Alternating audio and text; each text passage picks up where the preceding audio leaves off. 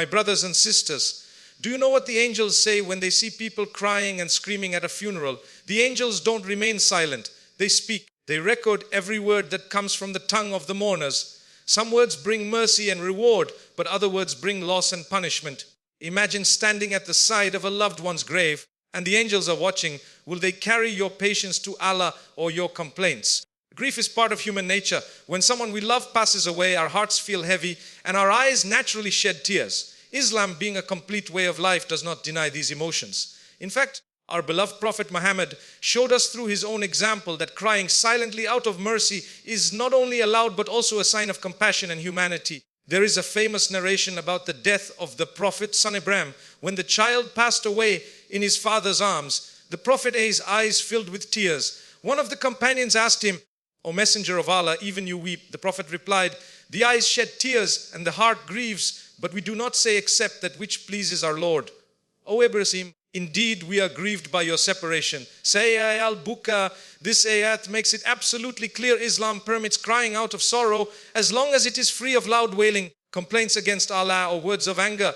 The Prophet did not forbid tears. Rather, he taught us to control our tongues while expressing grief. This balance preserves both our humanity and our faith. Crying softly is a reflection of Rahmah's mercy. Allah placed mercy in the hearts of human beings, and it manifests in moments of loss. Shedding tears for a loved one shows the depth of our love. Our connection and our compassion, far from being a weakness, it is a natural response that even the best of creation experienced. However, Islam distinguishes between gentle crying and exaggerated wailing. The Arabs of pre-Islamic times would hire women to scream, tear their clothes and strike themselves at funerals. This type of mourning was condemned because it shows dissatisfaction with Allah's decree. In contrast, when a believer allows their eyes to flow with tears but keeps their heart firm in patience, this becomes an act of mercy and even worship. It is also important to note that Islam encourages comforting one another in grief. When someone passes away, family and friends are allowed to sit together, console each other, and even cry together. What matters is that the remembrance of Allah is present and that the grieving family is reminded of Sabr and due for the deceased. The Prophet also explained that showing mercy to the deceased through Deen and forgiveness is better than uncontrolled expressions of grief. By praying for the person who passed away, we turn our sorrow into a means of sadaqah and blessing for them. In short, crying with mercy is part of Islam's balanced approach to grief. It acknowledges human feelings but guides them with patience and remembrance of Allah. A believer does not suppress their emotions, nor do they lose control of them. Instead, follow the way of the Prophet, shedding tears, feeling sadness, but never saying anything that displeases Allah. Thus, when we lose someone, we should allow our hearts to soften, let our tears flow if they must. But always remember that the best words at that moment are, indeed, we belong to Allah, and indeed to Him we will return. Says Surah Al-Baqarah 260. Islam in its wisdom recognizes human emotions and allows natural expressions of grief. But it also sets clear boundaries so that sorrow does not turn into rebellion against Allah's decree. While gentle crying is allowed, wailing, loud mourning, and expressions of protest are strictly prohibited in Islam. This is because such acts reflect impatience, a lack of submission to Allah's will. They bring harm both to the living and to the deceased. The Prophet Muhammad warned his ummah against practices of the pre-Islamic Arabs who would scream, tear their clothes, strike their faces, and even hire professional mourners to wail loudly at funerals. These actions were signs of rejecting Allah's decree, as if the person could not accept that life and death are part of His divine plan. The Prophet said, "He is not from us who strikes the cheeks, tears the clothes, and calls with the calls of the days of ignorance." Zayefi al-Buka, Giasi Muslim. This strong wording shows that such behavior is far from the teachings of Islam. Wailing also causes distress to the deceased. In one narration, the Prophet explained that the dead can be punished for the wailing of their family if they had encouraged this practice during their lifetime. The scholars clarify that this applies when a person did not correct their family and allowed such acts as part of their tradition. Thus, Islam urges us to teach our families patience and the proper way to grieve. Why is loud mourning prohibited? Because it goes against the very essence of Sabr's patiency. The Quran reminds us, and give glad tidings to those who are patient, who when afflicted with calamity say, indeed we belong to Allah, and indeed to Him we will return. Surah Al-Baqarah 255-56. True patience is not about suppressing tears, but about holding the tongue from words of complaint and keeping the heart firm in faith. When someone screams, curses fate, or declares that life is unfair, they are indirectly questioning Allah's wisdom. Such reactions neither benefit the dead nor ease the pain of the living. Instead, they open the door to shaitan, who uses grief to push people away from trust in Allah. Islam therefore directs our emotions towards beneficial actions. Instead of wailing, we are encouraged to recite Quran, make dua, seek forgiveness for the deceased. These acts bring comfort to the heart and reward to the departed soul. The Prophet said, when a son of Adam dies, his deeds come to an end except three: ongoing charity, beneficial knowledge, or a righteous child who prays for him, like a Muslim. This is how we truly honor our loved ones, not with screams but with prayers. In summary, Islam does not prohibit sadness, it prohibits uncontrolled mourning that crosses the boundaries of patience. Silent tears soften the heart, but loud wailing hardens it. By following the Sunnah, a believer channels grief into dua, remembrance, and patience, ensuring that the trial of death becomes a means of reward, not regret.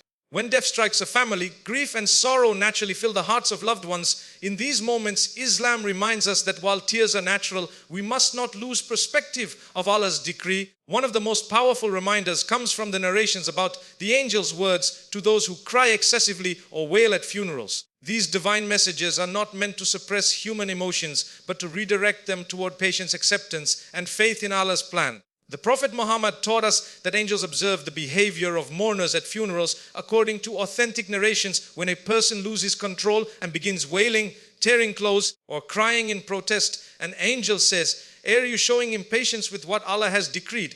Are you displeased with the decision of your Lord?" This shows that grief is a test, and our response reveals the strength of our faith. At the same time, angels comfort those who remain patient. There are narrations that mention how angels supplicate for the mourner who accepts Allah's decree with Sabr.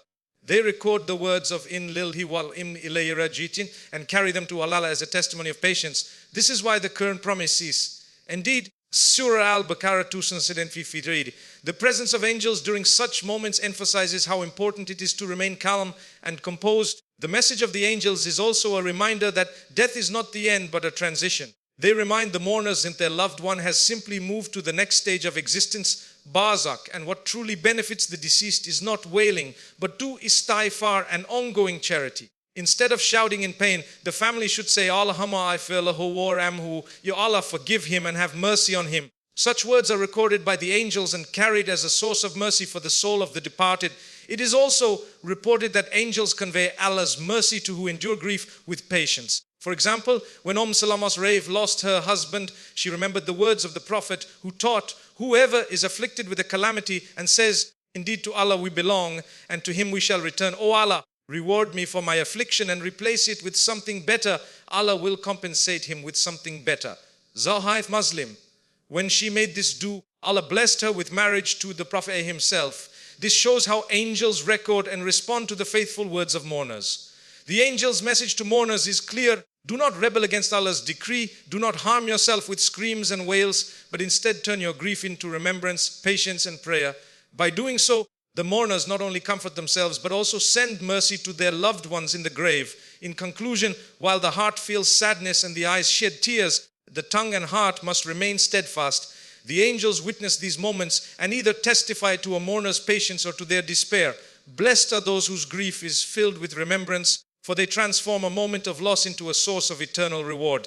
One of the greatest tests in life is how we respond to calamities, especially the loss of a loved one. In such painful moments, the believer is reminded that patience, al-sabr, is not simply an option, but a command from Allah, one that carries immense reward. Complaining against Allah's decree, on the other hand, not only deepens the pain, but also deprives a person of the spiritual blessings hidden within the trial.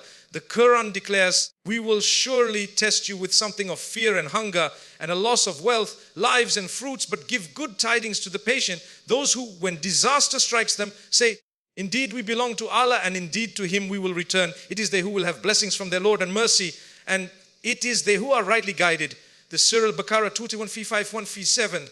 This verse reminds us that loss is part of the human journey. The true distinction lies in how we respond. Patience brings mercy, while objection removes guidance. The Prophet Muhammad himself went through immense losses. The death of his beloved wife Khadijah, Ra'av, his uncle Abi Talib, and even his young children. On each occasion he shed tears, showing that grief is natural, but he never uttered words of complaint against Allah. Instead he said, "The eyes shed tears and the heart feels sorrow, but we do not say except that which pleases our Lord." Al-Bukhari. His example teaches us that patience does not mean the absence of sadness. It means the absence of objection to Allah's will. Complaining, however, carries spiritual consequences. When a mourner cries out in protest, saying, "Why did this happen to me? Why did Allah take him away?" it reflects dissatisfaction with divine wisdom. Such words not only hurt the living but also harm the spiritual state of the deceased, as wailing and loud lamentation were forbidden by the Prophet. Angels record these words and instead of reward, bring loss. A moment that could have been filled with forgiveness and barakah turns into one of regret. On the other hand, patience transforms loss into opportunity. The Prophet said, "No Muslim is afflicted with a calamity and says what Allah has commanded him. Indeed, to Allah we belong and to Him we shall return. O Allah, reward me in my affliction and replace it with something better, except that Allah will replace it with something better." Say a Muslim, this shows that patience is not passive. It is an active act of worship that opens doors of mercy and replaces grief with blessings. Furthermore, patience strengthens the heart and protects the mourner from shaitan's whispers. When someone complains, shaitan fuels despair and hopelessness.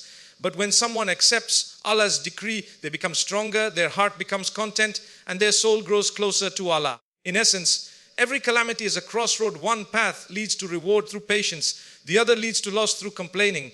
The believer who remembers Allah, accepts His decree, prays for the deceased, not only uplifts their own soul, but also sends ongoing mercy to the one who has passed away. Thus, patience is more than endurance. It is a gateway to Allah's mercy. Complaining may ease the tongue for a moment, but it deprives the heart of lasting peace. The wise mourner chooses patience, knowing that behind every trial is a hidden gift from the most merciful.